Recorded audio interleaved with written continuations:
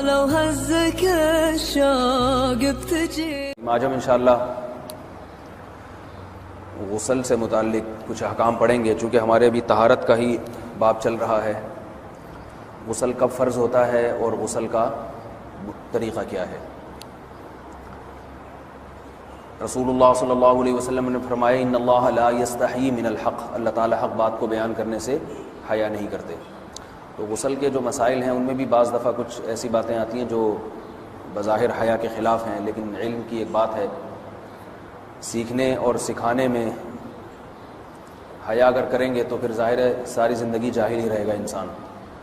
اور غسل کے مسائل سیکھنا اس لیے ضروری ہے کہ غسل جب فرض ہوتا ہے تو جب تک مکمل غسل نہ ہو آپ کی نماز ادا نہیں ہوتی۔ رسول اللہ صلی اللہ علیہ وسلم نے فرمایا الماء من الماء، حدیث ہے کہ غسل فرض ہوتا ہے خواہش نفس کے ساتھ جسم سے منی خارج ہونے سے۔ مرد پہ غسل کب فرض ہوگا؟ جب اس کے جسم سے شہوت کے ساتھ منی خارج ہو۔ منی بالکل سفید رنگ کی چیز ہے، ایک ہوتی ہے مزی۔ شہوت پیدا ہونے سے اگر کسی کے مرد یا عورت کے صرف رطوبت خارج ہونا شروع ہو گئی اس سے غسل فرض نہیں ہوتا۔ جب تک مکمل شہوت پوری نہیں ہو جاتی اور مادہ منویہ خارج نہیں ہو جاتا، چاہے احتلام کی صورت میں ہو یا کسی بھی طرح سے ہو۔ مردوں کے ساتھ چونکہ یہ بہت زیادہ ہوتا ہے نائٹ فال کی صورت میں، مردوں پر غسل کی یہ صورت بہت زیادہ فرض ہوتی ہے۔ جیسے ہی بلوغت ہوتی ہے تو احتلام شروع ہو جاتا ہے، ہفتے میں 1 دفعہ 2 دفعہ 3 دفعہ، بعض نوجوانوں کو روزانہ بھی 2 دفعہ ہوتا ہے، جبکہ خواتین میں یہ والے غسل کی صورت بہت ہی کم ہوتی ہے کہ ان کو نائٹ فال ہو یا اس طرح سے غسل فرض ہو۔ ہزاروں میں کسی ایک عورت کے ساتھ ایسا ہوتا ہے۔ ایک صورت تو یہ ہے غسل فرض ہونے کی۔ دوسری صورت کیا ہے کہ جب انسان اپنی زوجہ کے ساتھ ملاپ کرے اور انٹرکورس ہو جائے، چاہے اس صورت میں ڈسچارج دونوں میں سے کوئی ہو یا نہ ہو، لیکن دونوں پہ غسل فرض ہو جائے گا، مرد پہ بھی اور عورت پہ بھی۔ یہ تو مردوں کے غسل کے فرض ہونے کا۔ مردوں کے غسل میں ایک چیز یہ بھی ہے کہ اگر آپ نے رات کو نیند کی اور صبح آپ اٹھے اور آپ نے کپڑوں پہ نشان دیکھا، اب آپ کو یہ پتہ نہیں چل رہا کہ یہ منی کا نشان ہے یا مزی کا ہے، تو بھی آپ پر غسل کرنا فرض ہے۔ یہی سمجھا جائے گا کہ یہ آپ خواب میں ڈسچارج ہوئے ہیں۔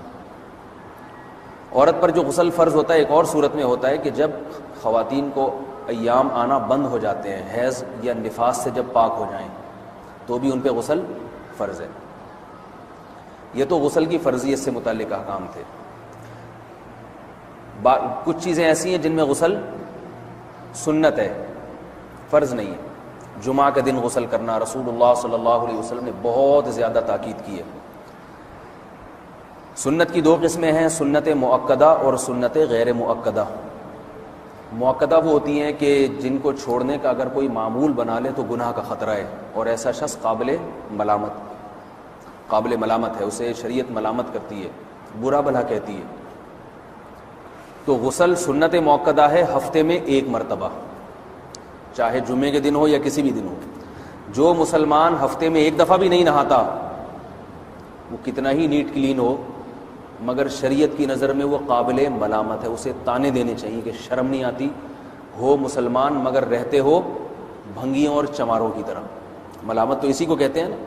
اس کی دلیل رسول اللہ صلی اللہ علیہ وسلم نے فرمایا، صحیح حدیث ہے، حق علی کل مسلم ان یغتسل کل اسبوع مرۃ، کہ ہر مسلمان پر لازم ہے کہ وہ ہفتے میں کم از کم 1 مرتبہ غسل کرے۔ ہر مسلمان پر لازم ہے، چاہے اس پہ غسل فرض نہ بھی ہو۔ اور کس دن بہتر ہے؟ جمعہ کے دن۔ نبی صلی اللہ علیہ وسلم نے حکم دیا ہے کہ جمعے کے دن غسل کیا جائے۔ امام احمد ابن حنبل کا مذہب یہ ہے کہ جمعے کے دن غسل کرنا واجب ہے، صرف سنت نہیں ہے بلکہ واجب ہے، لیکن جمہور کا مذہب یہ ہے کہ سنت عمل ہے۔ غیر مسلم جب اسلام قبول کرتا ہے تو اس وقت بھی اس کے لیے غسل کرنا سنت ہے۔ جب ہم مردے کو نہلاتے ہیں تو جو مردے کو نہلائے اس کے لیے بھی خود غسل کرنا افضل ہے، سنت عمل ہے۔ عید کے دن غسل کرنا سنت عمل ہے۔ تو یہ وہ تمام مواقع ہیں جن میں غسل کرنا رسول اللہ صلی اللہ علیہ وسلم کی سنت ہے۔ غسل کا طریقہ کیا ہے؟ غسل میں 3 چیزیں فرض ہیں۔ منہ بھر کے قلی کرنا، ناک میں پانی ڈالنا کہ ناک کی جو نرم جگہ ہے یہ اچھی طرح تر ہو جائے، اور پورے جسم پہ ایک مرتبہ پانی بہا دینا کہ جسم میں بال کے برابر جگہ بھی خشک نہ رہے۔ یہ تو ہے فرض، یعنی یہ کام کسی نے کسی بھی طرح سے کر لیا تو غسل ادا ہو جائے گا، چاہے اس کی نیت غسل کی تھی یا نہیں تھی۔ کوئی آدمی چلتا ہوا جا رہا ہے، پھسل کے تالاب میں گر گیا، پورے غوطے کھا کے باہر نکلا، قلی کر لے اور ناک میں پانی ڈال لے تو غسل اس کا ادا ہو جائے گا۔ البتہ چونکہ نیت نہیں تھی لہذا غسل کا ثواب نہیں ملے گا، ثواب نیت کے بغیر نہیں ملتا انسان۔ دلائل اس کے الگ موضوع ہے کہ اس کی دلیل کیا ہے کہ بغیر نیت کے بھی غسل ہو جاتا ہے، لیکن میں نے بتایا دلائل کا سیشن نہیں ہے، اس میں پھر بات لمبی ہو جائے گی۔ تو یہ تو ہے فرض، پورے جسم پہ پانی بہانا، کلی اور ناک میں پانی۔ سنت طریقہ کیا ہے؟ رسول اللہ صلی اللہ علیہ وسلم غسل کیسے کرتے تھے؟ سنت طریقہ جس پہ جو اختیار کرنا چاہیے وہ طریقہ یہ ہے کہ جب آپ غسل کے لیے بیٹھیں تو سب سے پہلے وہ جگہ دھوئیں جہاں نجاست اور ناپاکی لگی ہوئی ہے۔ نائٹ فال ہوا، کسی کو احتلام ہوا، تو جہاں جہاں گندگی لگی ہے پہلے اس جگہ کو دھوئیں، استنجا کریں، شرمگاہ کو دھوئیں اچھی طرح، سمجھ رہے ہیں بات کو؟ اس کے بعد ہاتھ دھوئیں اور مکمل وضو کریں جیسے ہم عام حالات میں وضو کرتے ہیں۔ مکمل وضو کرنے کے بعد دائیں کندھے پہ پانی ڈالا، لیفٹ سائڈ پہ پانی ڈالا۔ پہلے زمانے میں تو چلو سے غسل ہوتا تھا، ہاتھ دھو لیے تو اب چلو سے پانی لے کے یہاں ڈالا جا رہا ہے، چلو سے پانی لے کے یہاں ڈالا جا رہا ہے، پورے جسم پہ ملا جا رہا ہے، اور چلو سے پانی لے کے 3 دفعہ سر پہ ڈالا جا رہا ہے۔ تو آج کل چلو الو تو ہے نہیں، شاور کے نیچے جا کے کھڑے ہو جاتے ہیں، تو اس میں یہ کہ شاور کھولے اس کے نیچے کھڑے ہو جائیں، سارے چلو اس میں خود بخود ہی ہو جائیں گے، پورے جسم پہ پانی بہہ جائے گا۔ نبی صلی اللہ علیہ وسلم کے دور میں یہ جدید چیزیں نہیں تھیں، شیمپو اور صابن، تو آپ صلی اللہ علیہ وسلم بیری کے پتوں سے غسل کی ترغیب دیا کرتے تھے۔ بیری کے پتوں کو اگر پانی میں پکایا جائے تو پانی میں میل کچیل صاف کرنے کی صلاحیت بہت بڑھ جاتی ہے۔ ہمارے زمانے میں اس تکلف کی ضرورت نہیں ہے، صابن ملتے ہیں اس سے نہا لے آدمی، نہایا کریں، بہرحال کہنے کا مقصد یہ آپ لوگوں سے۔ تو یہ سنت طریقے سے غسل ہو جائے گا آپ کا، سمجھ رہے ہیں بات کو؟ سب سے پہلے استنجا کیا، اس کے بعد وضو کر لیا، اس کے بعد غسل کر لیا۔ اگر کسی نے غسل میں وضو نہیں کیا اور ویسے ہی پورے جسم پہ پانی بہا دیا تو بھی اس کا وضو خود بخود ہو جائے گا، اس غسل سے وہ نماز پڑھ سکتا ہے، کیونکہ بعض لوگ غسل کرنے کے بعد دوبارہ وضو کر رہے ہوتے ہیں، اس کی ضرورت نہیں ہے، کیونکہ جب غسل کرتے ہیں تو وضو والے اعضاء تو خود بخود اس میں دھل جاتے ہیں۔ یہ ہے غسل کا طریقہ۔ وضو کیسے ٹوٹتا ہے؟ جن چیزوں سے غسل فرض ہوتا ہے ان چیزوں سے وضو تو بہرحال ٹوٹتا ہی ہے، اس کے علاوہ بھی وضو ٹوٹتا ہے۔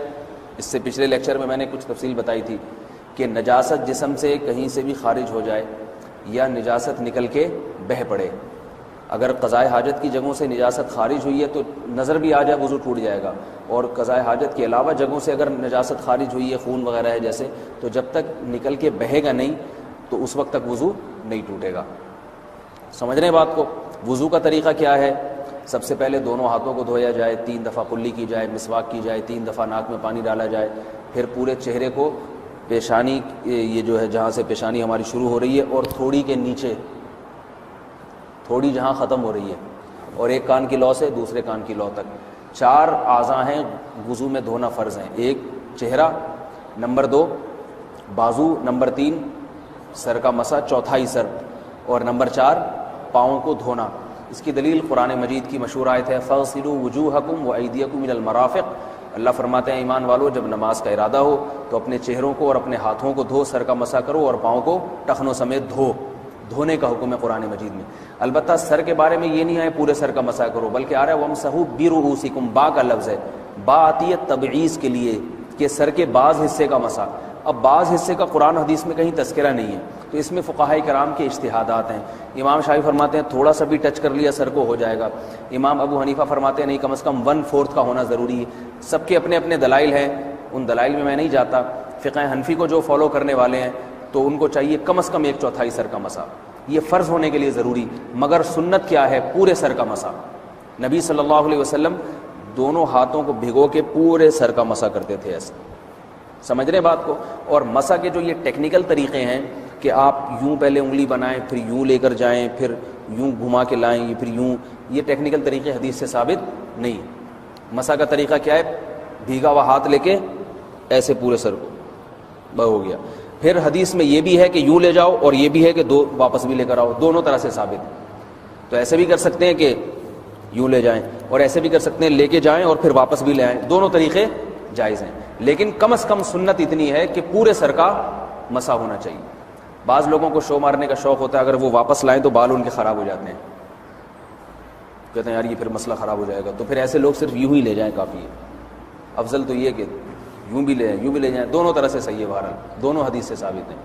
سمجھ رہے ہیں بات کو؟ اور یہاں ایک اہم مسئلہ بتا دوں، قرآن مجید نے پاؤں کو دھونے کا حکم دیا ہے، پاؤں پہ مسح کرنے کا حکم نہیں دیا، اور حدیث میں خفین پر مسح کرنے کا حکم ہے۔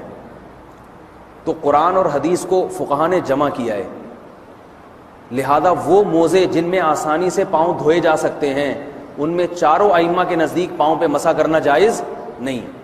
سعودی عرب میں جو بعض سلفی حضرات اور یہاں ہمارے یہاں بھی اہل حدیث حضرات نے عام موزوں پر بھی جو مسح کی ایک روایت ڈال دی ہے، اسلاف میں، تابعین، تبع تابعین میں اور چاروں ائمہ کے مذاہب میں اس کا ثبوت نہیں ملتا۔ اگر اسلاف میں کوئی قائل بھی ہے تو ایک شاذ قول، اکا دکا قول ملتا ہے،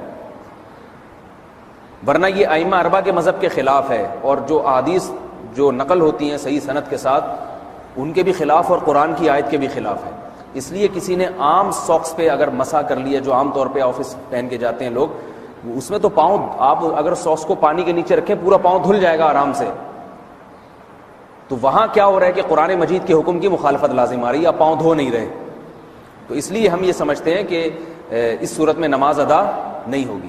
سعودی عرب میں بعض سلفی حضرات نماز پڑھاتے ہیں، وہ ایسے ہی کرتے ہیں کہ عام ساکس پہ مسح کر کے نماز پڑھا لیتے ہیں، تو فتویٰ اسی پر ہے کہ ان کی اگر کسی کو یقین ہے کہ اس نے عام ساکس پہ مسح کر کے نماز پڑھائی ہے تو اس کے پیچھے نماز ادا نہیں ہوگی، کیونکہ قرآن کے مطابق اس کا وضو ہوا ہی نہیں ہے۔ صدیوں تک کوئی بھی اس قول کا قائل نہیں رہا ہے کہ عام ساکس پہ بھی مسح ہو جاتا ہے۔ یہ ابن تیمیہ رحمہ اللہ تعالیٰ 7ویں صدی میں اس کے قائل تھے، اور تابعین میں اکا دکا قول ملتے ہیں اس کے، لیکن شاذ قول ہیں، مرجوح قول ہیں جن پر امت نے فتویٰ نہیں دیا، اور اب سعودی عرب میں بعض سلفی حضرات اس کے قائل ہیں۔ ہمارے ہاں اہل حدیث حضرات بھی چونکہ اکثر سعودی عرب کے سلفی حضرات ہی کو فالو کرتے ہیں، تو انہوں نے بھی وہیں سے یہ فتویٰ لیا ہے، لیکن ائمہ اربعہ کے مذہب میں اور دلائل کے لحاظ سے دیکھا جائے تو یہ مذہب کمزور ہے۔ قرآن نے پاؤں کو دھونے کا حکم دیا، آپ دھوئیں گے پاؤں جب تک دھونا ممکن ہے۔ چمڑے کے موزے ہیں ان کو دھونا ممکن نہیں ہے اتارے بغیر، لہذا ان موزوں کے اوپر مسح ہو جائے گا، تو اس سے قرآن پر بھی عمل ہو جائے گا اور حدیث پر بھی عمل ہو جائے گا۔ اس لیے ائمہ اربعہ نے جو قرآن و حدیث کو سمجھ کے جو فیصلہ کیا ہے اس پہ چلنا ہمارے لیے زیادہ مفید ہے بنسبت آج کل کے جو علماء ہیں ان کی اپنی ذاتی آراء پر۔ اس لیے یہ بھی ایک وضو سے متعلق اہم مسئلہ تھا، سمجھ رہے ہیں؟ باقی تو ماشاءاللہ وضو کرنا سب کو آتا ہی ہے، اور وضو کے بعد دعا کیا ہے؟ کلمہ شہادت، اشہد ان لا الہ الا اللہ وحدہ لا شریک لہ اشہد ان محمدا عبدہ ورسولہ اللہم اجعلنی من التوابین واجعلنی من المتطہرین۔ اے اللہ تو مجھے بار بار توبہ کرنے والوں میں شامل کر دے اور بار بار پاکیزہ رہنے والوں میں شامل کر دے۔ توبہ اس لیے کہ میں نے ظاہری طہارت تو حاصل کر لی، مجھے روحانی طہارت بھی عطا کر دے۔ اگر میں نے گناہ کی ہوں تو مجھے ان سے بھی توبہ کی توفیق عطا فرما لے، تاکہ اس لحاظ سے بھی میرا وضو ہو جائے، اس لحاظ سے بھی میں پاک ہو جاؤں۔ سبحانک اللہم و بحمدک، نشہد ان لا الہ الا انت، نستغفرک۔